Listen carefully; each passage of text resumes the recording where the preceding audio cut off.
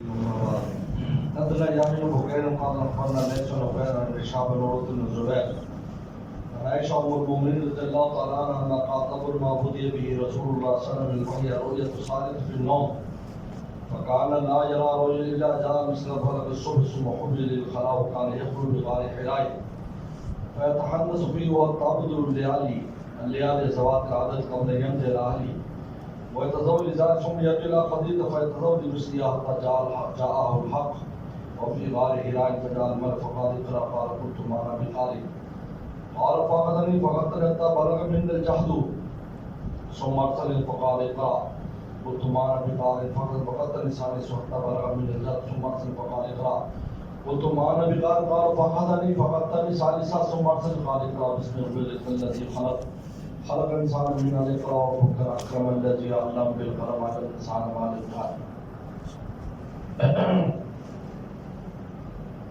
یہ تیسری روایت ہے بدل وحی کی جو آئین بدل وحی کے مطابق ہے، جس میں وحی کی ابتدا کا بیان ہے. غار حراء کا مشہور واقعہ اس میں اما عائشہ صدیقہ رضی اللہ عنہ کی روایت ہے. اما عائشہ نے یا تو کسی صحابی سے سنا ہے یا رسول اللہ نے خود یہ واقعہ بیان کیا. اما عائشہ خود واقعہ خود بتایا کہ ایسا سا معاملہ ہے.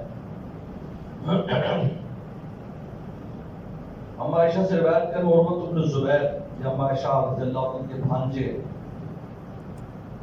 بھانجے ہی دو شاگرد بڑے مشہور ہیں اما عائشہ رضی اللہ عنہ کے. ایک عروہ ہے، یہ زبیر بن عوام کے بیٹے عبداللہ بن زبیر بڑے بھائی صحابی ہیں اور یہ تابعی ہیں، یہ پیغمبر صلی اللہ علیہ وسلم کے بعد پیدا ہوئے. حضرت اسماء جو ہے حضرت اما عائشہ کی بڑی بہن ہے، ان کے بیٹے ہیں دونوں، عروہ بھی اور عبداللہ بن زبیر بھی. زبیر بن عوام کی بہنیت ہے، وہ آپ کی ذات بھائی ہے زبیر بن عوام. تو اسماء اور عائشہ رضی اللہ عنہ عروہ ان کے بیٹے ہیں. اور دوسرے مسروق ہے، مسروق بن اجدع، یہ دو بڑے مشہور شاگرد ہیں. اما عائشہ صدیقہ رضی اللہ عنہ کی روایات اکثر ان سے ہیں. وہ تو بھانجے تھے، خالہ تھی، اندر ہی چلے جاتے تھے، اندر بیٹھتے تھے، وہاں بتاتے تھے. اور مسروق دروازے کے باہر ڈیوٹی دیتے تھے، وغیرہ بیٹھے رہتے تھے. کوئی کام کاج ہوتا، کوئی بات ہوتی. تو اما فرما رہی رضی اللہ تعالیٰ عنہ انہا قال اول ما بدی بسلم من الوحی رؤیا صالح فی النوم. سب سے پہلے جو ابتدا وسلم سے وحی کی وہ اچھے خواب تھے نیند میں. اچھے خوابوں سے ابتدا ہے. ربیع الاول میں ابتدا ہوئی، ربیع الاول، اور ربیع الاول سے 6 مہینے بعد رمضان میں وحی آئی. ربیع الاول سے رمضان 6 ماہ بن جاتا. ربیع الاول میں ابتدا ہوئی. ربیع الاول کو پیغمبر السلام کی ذات اقدس سے خاص تعلق ہے. آپ کی پیدائش بھی ہوئی، آپ کی رحلت بھی ہوئی، وحی کی ابتدا بھی ہوئی، ہجرت بھی ربیع الاول میں پیغمبر السلام نے فرمائی. اس مہینے میں آپ علیہ السلام خاص ہوا ہے. اول بابود یہ جو میں نے بتایا کہ نیند کی حالت میں وحی 6 مہینے میں آئی. 6 مہینے میں وحی آئی آپ کو. کانا رویا صالحہ، سورہ صالحہ ایک وقت رویا صادقہ.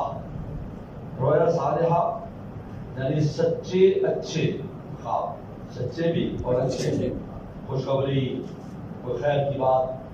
اور صادقہ معنی سچا، مضر بھی ہو سکتا ہے، مضر ہو سکتا ہے. پٹائی ہوگی، استاد پٹائی کر رہا ہے، باقی پٹائی ہوگی. یہ صادقہ ہے.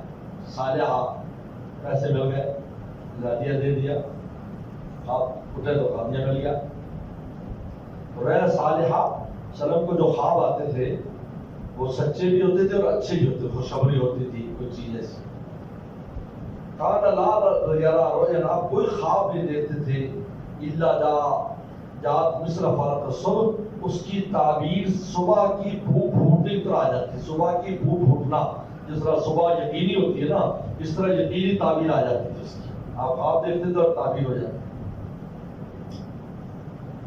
ثم حبب الیہ الخلاء، پھر آپ کے دل میں خلوت کی محبت ڈال دی ہے. یہ خلوت کی محبت، کیونکہ آپ تجارت کرتے تھے اما خدیجہ رضی اللہ عنہ کے بعد میں، اب بالکل دل اچاٹ ہو گیا، دل اچاٹ ہو گیا، دل اچاٹ ہوا تو آپ نے غاریں تلاش کرنا شروع کی. میں کسی جگہ کسی کو بیٹھ کر بس اللہ کو یاد کروں. حب بالخلا، یاد رکھو. اس لیے صوفیہ اکرام کیا بھی یہی ترتیب ہے. جب انسان ذکر اذکار کرتا ہے کہ اللہ کے والے کے ذریعے سایہ، اس پر یہ کیفیت آنی چاہیے سب کچھ ہو کر اس کا دل چاہے بس کچھ نہ کرو، بس اللہ نہ کرو، کسی خلوت میں بیٹھو، مجھے کوئی نہ چاہیے. حب بالخلا، آپ کے دل میں محبت خلوت کی ڈال دیں گے. آپ لوگوں پر ذکر اور تلاوت جب نیک ہوتا ہے تو یہ کیفیت آتی ہے. حب بالخلا، بس کچھ نہیں، بالکل ہر شے سے خالی قلب ہو جاتا ہے. اللہ کی چاہت میں چاہتا ہے کہ بس کہیں اکیلا پڑ رہے. دنیا میں کوئی جگہ ایسی کہیں ہوتی ہے اکیلے بیٹھے رہتے، یاد ان کی دل نشین ہوتی. حب بھی یعنی ڈال دی گئی ان کے دل میں خلا، خلوت کی محبت. غاریں تلاش کی، مختلف جگہ پر گئے، چونکہ آپ بکریاں چلاتے تھے، ساری جگہوں سے واقف تھے. غار ہرا میں پہنچے. غار ہرا خانہ کعبہ سے 3 میل مینا کی جانب ہے. آپ جب انشاءاللہ کبھی حج پر جائیں گے اور مینا جائیں گے تو آپ کے راستے میں جبل النور ہوتا ہے. جبل النور اصل میں تو جبل ہرا ہے، لیکن اب اس کا نام جبل النور ہے. تو جبل النور پر آپ کو یہ، اور اس کا زمین سے غار تک کا فاصلہ بھی 3 میل ہے. عجیب ہے، زمین سے جب چلتے جائیں پہاڑ پر چڑھ کر تو 3 میل بن جاتے ہیں، اور غار ثور جو ہے وہ 5 میل بن جاتا ہے. اور ویسے جانے کے لیے بھی یہاں سے وہاں اتنا فاصلہ ہے، اونچائی پر ہے. گھومتے گھامتے جو انسان چڑھتا ہے، کیونکہ پہاڑوں کی مسافت اور طرح ایسے نہیں ہوتی سیدھی، اور چڑھنے کے لیے اور طریقہ کار ہوتا ہے. تو غار ہرا میں آپ نے خلوت شروع کر دی، اور 1 مہینے کے لیے، کبھی 15 دن کے لیے، کبھی 10 دن سے کم نہیں کیا. 10 دن مسلسل رات دن وہیں بیٹھے. کان یخلو بھی غار ہرا، غار ہرا میں خلوت کرتے تھے. یعنی ربیع الاول سے شروع ہوئی، جب خواب سے دیکھنا شروع ہوا اس وقت سے شروع ہوئی. ربیع الاول کے مہینے میں آپ وہاں چلے گئے غار ہرا. غار ہرا میں کیوں گئے؟ تو اس کی 3 وجوہات لکھی. پہلی وجہ یہ لکھی ہے کہ حضرت عبد المطلب بھی جایا کرتے تھے، حضرت کے دادا، وہ بھی کبھی کبھی اس غار میں جاتے تھے، وہاں جا کر عبادت کرتے تھے اور ذکر اذکار کرتے تھے. وہ عبادت جو ابراہیم السلام کی باقاعدات تھی وہ کرتے تھے. اس لیے حضور صلی اللہ علیہ وسلم کے جو فاتحے ہیں ان سے کوئی صراحتاً ایسی کوئی شرکیہ چیزیں ثابت نہیں ہیں کہ آپ جو ہے نا وہ، لیکن وہ ان کی ذمہ داری تھی. وہ خانہ کعبہ کی حفاظت کرتے تھے، اور وہ پانی کی ڈیوٹی، یعنی خانہ کعبہ کی ذمہ دار تھے یہ لوگ. اللہ کے گھر کے ذمہ دار تھے عبد المطلب. اور اس لیے ابرا جب آیا تھا تو اس کے ساتھ انہیں کی بات چیت تھی. وہ خانہ کعبہ کے متولی تھے اور ذمہ دار تھے، تو وہاں چلے جاتے تھے. ابراہیم السلام کے جو باقاعدات تھے جو ان میں چلتے وہ کرتے تھے. بعد نے کہا ہے کہ اس کی وجہ یہ کہ یہ غار ہرا ایسی جگہ پر ہے کہ جہاں سے خانہ کعبہ نظر آتا ہے. اس زمانے میں، اب نہیں، اب تو بلڈنگیں آ گئی، ورنہ وہاں سے خانہ کعبہ نظر آتا ہے بالکل صاف. لہٰذا آپ نے اس کو اختیار کیا کہ اللہ کے گھر کو بھی دیکھتے رہتے تھے اور اپنے فکر اور ذکر میں رہتے تھے. فکر اور ذکر، اللہ کا نام تو چلتا ہی تھا ان میں، اور فکر بھی کرتے تھے. یہ اس لیے کیونکہ اللہ کا گھر ایک ایسا گھر ہے جس کو دیکھنا بھی عبادت ہے. انسان جب دیکھتا تو 10 نیکیاں ملتی، دیکھنے پر 10 نیکی ملتی. ایک ہے اللہ کا گھر ایک ایسی وہ ہے کہ دیکھنے پر نیکی ملتی. طواف کرے تو 60 نیکی، اور نماز پڑھے تو 40 نیکی، اور اللہ کے گھر کو دیکھے تو 10 نیکی. تو دیکھنے کی بھی عبادت، دیکھنا بھی عبادت تھا، ذکر اذکار اور فکر بھی عبادت تھا. اور تیسری وجہ علامہ سہیلی نے لکھی ہے، یہ بہت خوبصورت وجہ ہے. سیرت ابن ہشام امام محمد ابن اسحاق بہت بڑا امام ہے سیرت کا، ان کے شاگرد ہیں ابن ہشام، ان کی ایک سیرت کی کتاب ہے سیرت ابن ہشام، دنیا میں سب سے پہلے کتاب لکھی گئی، اس کی شرح ہے الروض العنف، علامہ سہیلی کی الروض العنف، بہت بہترین کتاب ہے۔ اس میں ایک عجیب بات لکھی ہے کہ مینا کے اندر جو پہاڑ اس کا نام ہے سبیر پہاڑ۔ آپ جب مینا میں چلے جائیں گے تو غاریں بنی ہوئی ہیں، بڑی بڑی ٹنل بنا دی گزرنے کی، تو وہ ٹنلیں اسی سبیر پہاڑ میں، تو اس میں سے گزر کر آگے جاتے ہیں۔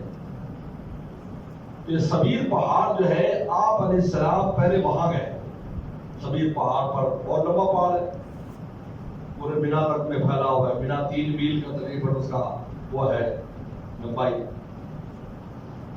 اور آگے پھر مزدلفہ کا فاصلہ بھی 3 میل ہے، پھر آگے عرفات کا فاصلہ بھی 3 میل کا سارا نظام، یہ 3 میل مکہ سے مینا بھی 3 میل ہے، اسی میں غار ہرا آ جاتی ہے، ساتھ ہی ہے، وہاں سے آگے مزدلفہ 3 میل، عرفات 3 میل۔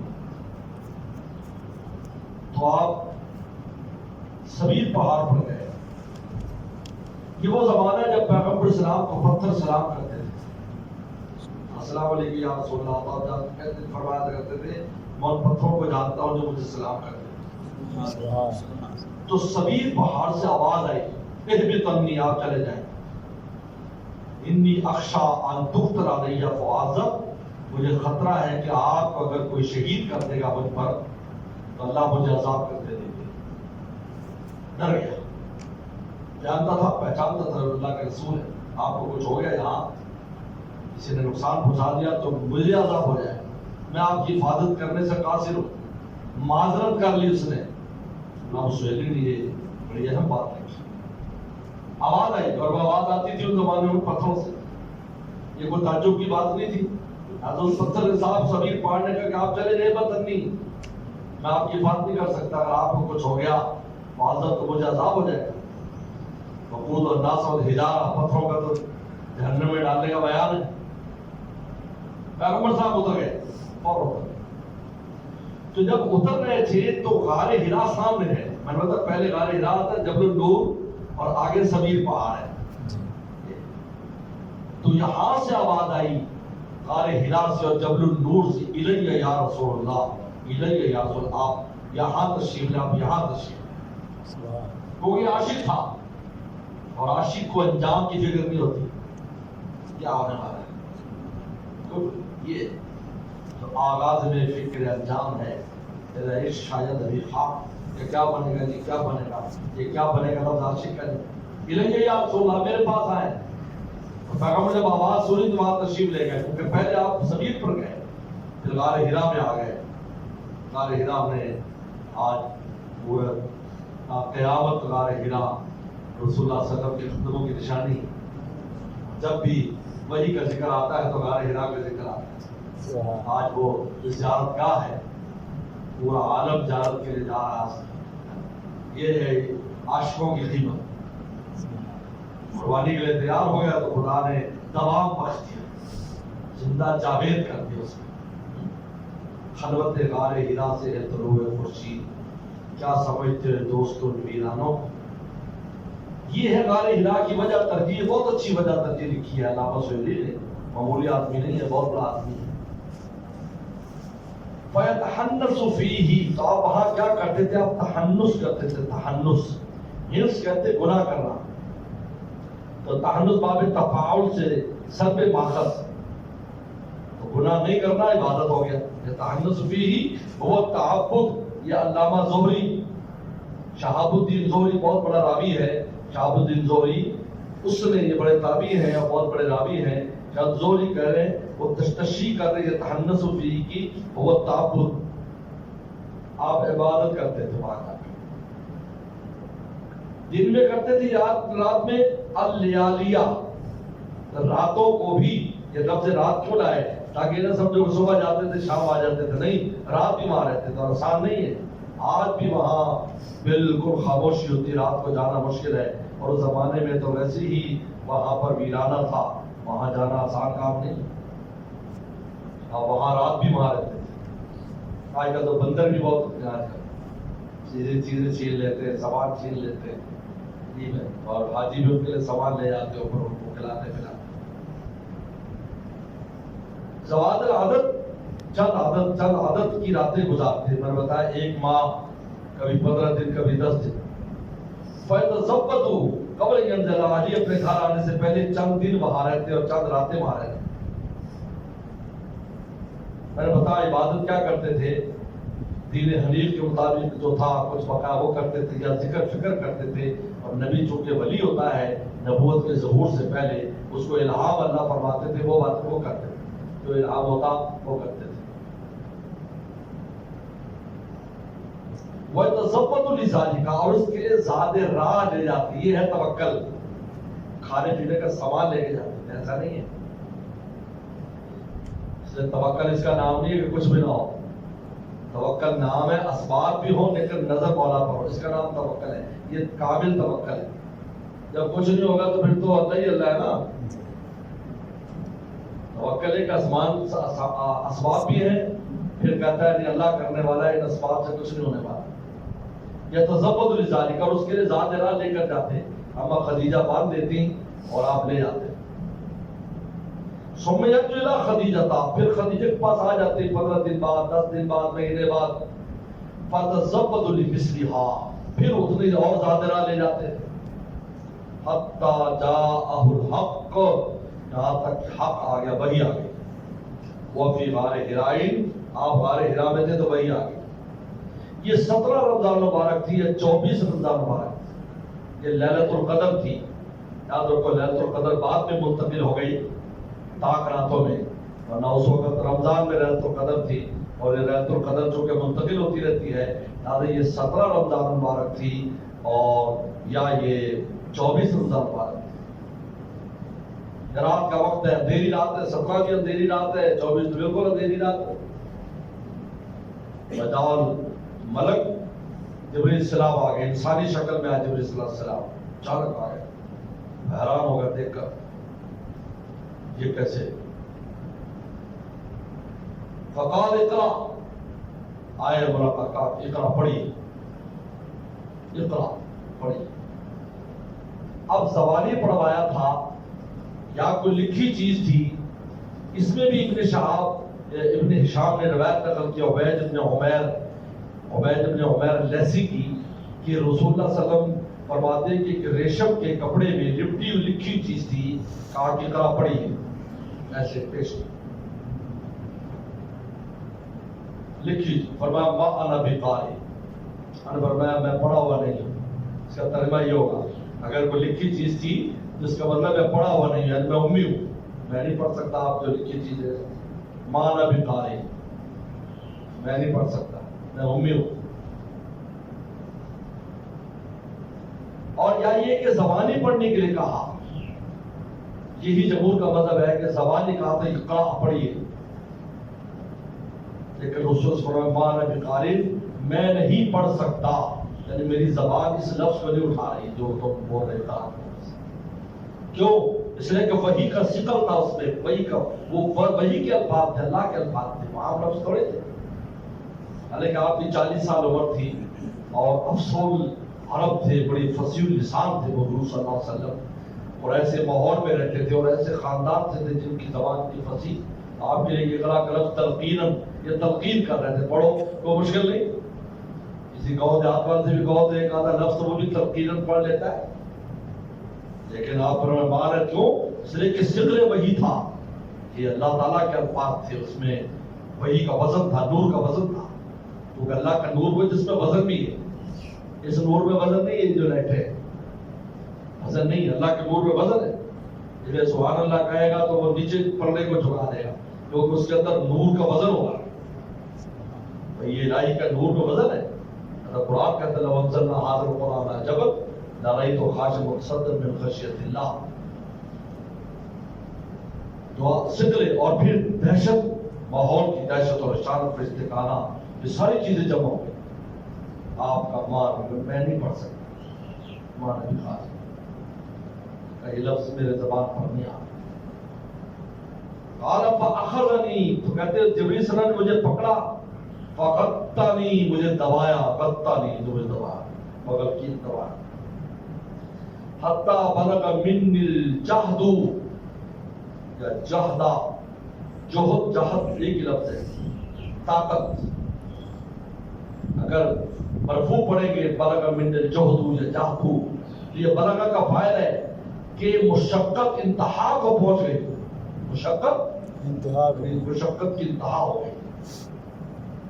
اور اگر جہد جہد منصوب پڑھے ایک روایت میں بلغ من الجہدہ، تو بلغ کا فاعل جبریل ہے یا دبانا ہے. بلغ من الجہدہ کہ جبریل السلام اپنی انتہا کو پہنچ گئے، یعنی پوری طاقت جبریل السلام نے لگا دی مجھے دبانے. آپ کہیں جبریل السلام کی تو بڑی طاقت ہے، لیکن یہ رسول اللہ کا معجزہ تھا کہ آپ نے برداشت کیا ہوگا، معجزہ تھا. نبی میں طاقت کون سے کم ہوتی ہے؟ 100 جنتی مردوں کی طاقت ایک نبی میں ہوتی ہے، اور ایک جو جنتی مرد ہے نہیں ہاں ایک جنتی مرد میں 100 مردوں کی طاقت ہوتی ہے. ایک جنتی مرد میں دنیا کے 100 مردوں کی طاقت، اور آپ اس کو اگر ضرورت دیں گے تو کہیں سے کہیں، اور 40 مردوں کی جنتی مردوں کی طاقت پیغمبر میں ہوتی ہے، 40 جنتی مردوں کی طاقت، اور ایک جنتی مرد کی طاقت 100 عام مردوں کی طاقت جتنی ہے، جو صحیح مرد ہو، برگر والا کھانے والے نہ ہو، دیسی گھی کھانے والے. آپ بتاؤ کہ نبی میں دنیا کتنے مردوں کی طاقت ہو؟ 4000. اب 4000 مردوں کی طاقت 16 میں تھی، اور ایک مرد کو کتنی شادیوں کی اجازت ہے؟ 4. تو 4 کو 4 سے ضرب دو، کتنے ہو گئے؟ 16000. 16000 بھی بیویاں رکھ سکتے تھے، جس پر یورپ والے اعتراض کرتے ہیں کہ رسول اللہ نے 8 9 10 بیویاں رکھی. حضور صلی اللہ علیہ وسلم جتنے اپنے جذبات کو قابو کیا ہے اس کی مثال نہیں ملتی.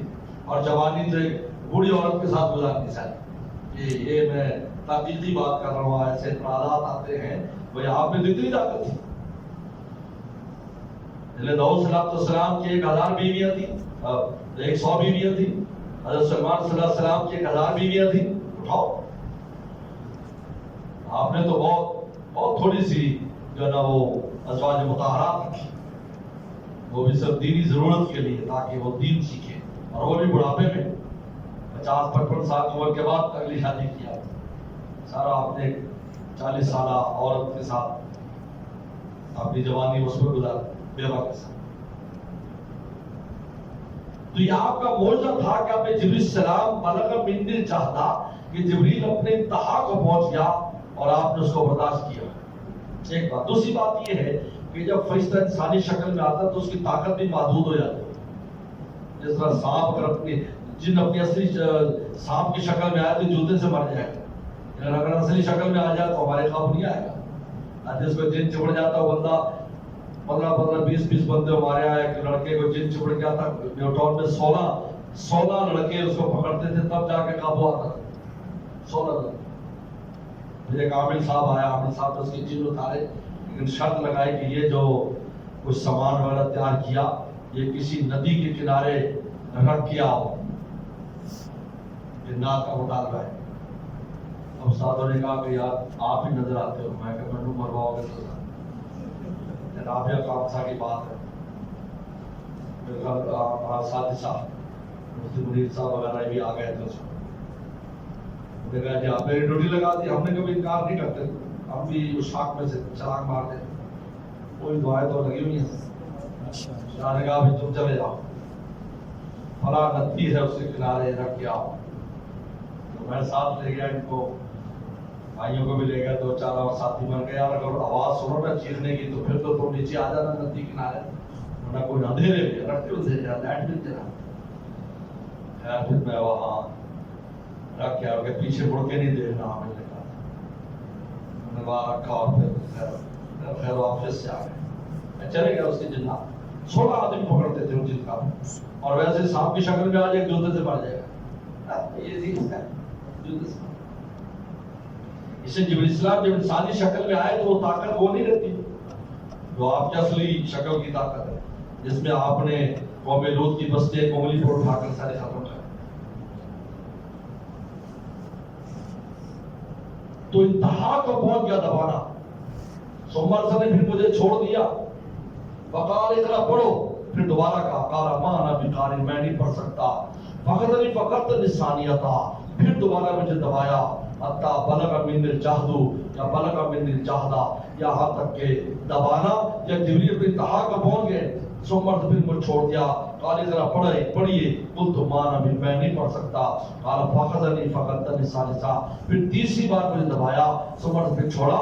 قال اقرا، پڑھیے. رسول اللہ صلی اللہ علیہ وسلم پانچوں آیات بڑی آسانی کے ساتھ تلاوت فرمائی. یہ 3 بار آپ نے جو پیغمبر سلام کو دبایا ہے. حضرت شاہ اللہ فرماتے پہلا دبانا تھا لیتفرغ عن الدنیا، کہ دل دنیا سے خالی ہو جائے. دل دنیا سے، دنیا دار تو تھے نہیں لیکن تجارت میں مشغول تھے. انسان کی تجارت کی سوچ بھی آتی ہے، یہ دکان کھولنی ہے، فلاں جگہ مالے، دل بالکل خالی ہو جائے. اور دوسرا دبانا تاکہ وحی کی طرف متوجہ ہو جائے دل، وحی کے لیے تیار ہو جائے. اور تیسرا دبانا معانست کے لیے تھا، ویسے جیسے سینے لگا اور شاباش شاباش ایسے. اس لیے تیسرے میں جہاد کا لفظ نہیں ہے. دیکھو یہاں جہاد کا لفظ ہے تیسرے میں، بالغ من الجہد کا لفظ نہیں ہے. یہ معانست کے لیے ہے. جیسے جب 2 دفعہ کر کے 3 دفعہ شاباش دن گڑا شاباش شاباش، یہ آیتہ آپ نے پھر پڑھنا شروع کر ان آیا. تو آپ تو یہ وجہ لکھی کہ 3 دفعہ سے دبایا تاکہ پہلے سے دل بالکل دنیا سے خالی ہو جائے، اور دوسرے میں دل جو ہے نا وہ وہی طرف متوجہ ہو جائے، اور تیسرا معانست کے لیے. شاہ عبدالعزیز محدث دہلوی رحمۃ اللہ علیہ نے ایک بڑی عجیب بات لکھی ہے. فرماتے ہیں کہ جو صوفی کرام ہے، یہ نسبت جو منتقل ہوتے ہیں نا، نسبت صوفیہ سے بزرگوں سے 4 قسم پر ہے. سب سے پہلے نسبت انعکاسی ہے. اس میں انعکاسی ہوتا ہے کہ مجلس میں آدمی آتا ہے، تھوڑا سا اس کا دل متاثر ہو جاتا ہے، باہر نکلتا پھر ویسے ہی ہو جاتا ہے. جب تک مجلس میں بیٹھا ہے تو اس کا دل آخر تک متوجہ. جو ہی نکلا، کہتے اس کی مثال ایسے جیسے کسی نے خوشبو لگائی اور آپ اس کے پاس بیٹھے ہو یا عطر والے کے پاس، تو جب تک بیٹھے رہو گے عطر کی خوشبو آئے گی، جب چلے جاؤ گے ختم ہو جائے گی. یہ سب سے کمزور نسبت ہے انعکاسی. یہی سے شروع ہوتا ہے کام. یعنی جب کسی بزرگ پر جائیں گے، پہلے ان کی مجلس میں جا کر متاثر ہونے لگ جاتا ہے، آہستہ آہستہ آہستہ پھر آگے بڑھتا ہے. اس کے بعد نسبت القائی کہ شیخ اپنا فیضان ڈالتا ہے، فیضان اس کے اندر، یہ پہلے سے تکڑی انعکاسی سے اس کے اندر فیضان ڈالتا ہے، اور وہ اتنا فیضان ہو جاتا ہے کہ وہ اگر احتیاط کرے تو ساتھ گھر تک لے جاتا ہے، اپنے ماحول تک لے جاتا ہے. اس کی مثال ایسے جیسے چراغ روشن کرنا، اگر وہ ہوا سے بچا لے گا تو لے جائے گا، لیکن یہ بھی جلدی بجھ جاتی ہے، تھوڑی سی بے قاعدگی ہوئی تو ختم ہو گئی. تیسری نسبت اصلاحی. نسبت اصلاحی کے مرید اور شیخ بھی پوری توجہ کرتا ہے، مرید بھی پوری طرح لینے کے لیے جو ہے وہ شیخ کے پیچھے اور شیخ کی طرف متوجہ ہو جاتا ہے. تو پھر یہ اور بڑی کمی ہو جاتی ہے، اتنی کمی ہو جاتی ہے کہ آپ چھوٹے موٹے واقعات سے متاثر نہیں ہوتی. اس کی مثال ایسے جیسے دریا سے نہر کھودنا زمین تک، تو پھر اس میں جھاڑ جگاڑ مٹی شٹی وہ سب کو اپنے اندر بہا کر کھیت تک لے جاتی ہے، اور رکاوٹ نہیں بنتی. ہاں اگر خرق ہو جائے، وہ پھٹ جائے، ٹوٹ جائے نہر، تو پھر سارا فیضان ضائع ہو جاتا ہے. تو یہ ہوتا ہے جب شیخ سے بدگمانی کرتا ہے یا شیخ کو ایذا رسانی کرتا ہے تو پھر یہ ہو جاتا ہے، اور پھر فیضان رستے میں غلط جب وہ دریا کے میں سے آ رہا. اور تیسری نسبت اتحادی ہے کہ شیخ اپنا سارا کچھ منتقل کر دیتا ہے.